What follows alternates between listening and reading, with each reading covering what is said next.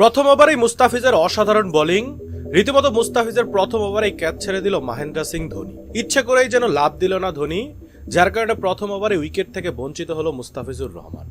ভিডিওটি শুরু করার আগে ভিডিওটি লাইক বাটনে প্রেস করে আমাদের 1000 লাইক পেতে সাহায্য করুন।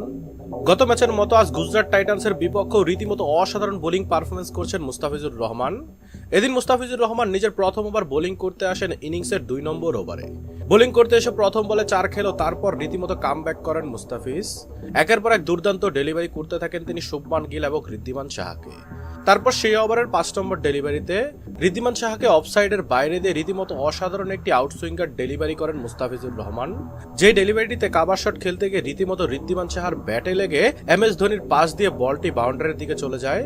MS ধোনি যদি লাভ দিত তাহলে বলটি সে ক্যাচ ধরে ফেলতে পারত, কিন্তু ধোনি সেটা করেননি, যার ফলে প্রথম ওভারে মুস্তাফিজকে উইকেট বঞ্চিত হতে হয়েছে।